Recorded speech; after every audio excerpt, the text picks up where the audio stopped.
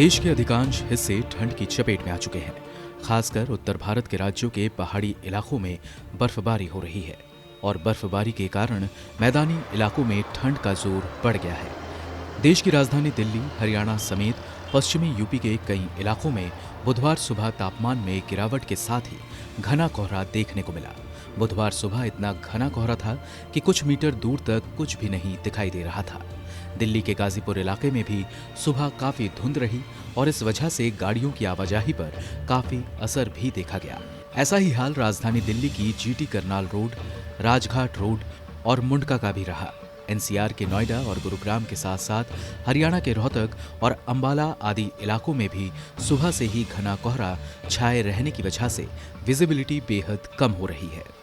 UP के गोरखपुर में तो दिल्ली एनसीआर से भी बुरा हाल रहा। बुधवार की सुबह से ही धुंध की इतनी घनी चादर फैली थी कि यातायात मुश्किल हो गया। एक कैब ड्राइवर ने बताया कि धुंध की वजह से कुछ भी स्पष्ट रूप से नहीं दिख रहा है, इसीलिए गाड़ी चलाते समय बहुत सावधानी बरतनी पड़ रही है।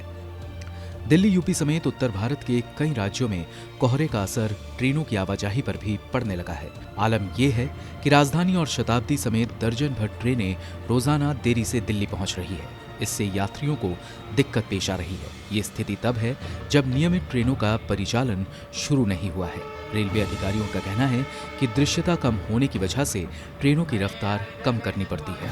कोहरे के बीच सुरक्षित रेल परिचालन के लिए कई कदम उठाए गए हैं। इंजन में विशेष उपकरण फॉग सेफ्टी डिवाइस लगाए गए हैं, जिससे सिग्नल की जानकारी मिल जाती है। इस बीच दिल्ली के ज्यादातर इलाकों में बुधवार को वायु गुणवत्ता बेहद खराब श्रेणी में रही। अधिकतर इलाकों में AQI 400 के पार दर्ज किया गया। कोरोना महामारी के संकट के बीच कड़ाके की ठंड, कोहरा और बिगड़ी वायु गुणवत्ता के चलते राजधानी दिल्ली के लोगों को खासी परेशानी का सामना करना पड़ रहा है। वहीं मौसम विभाग ने जम्मू और कश्मीर के साथ ही लद्दाख में भारी बर्फबारी का पूर्वानुमान जताया है। मौसम विभाग का कहना है कि दोनों केंद्र शासित प्रदेशों में मौसम खराब होने की संभावना है।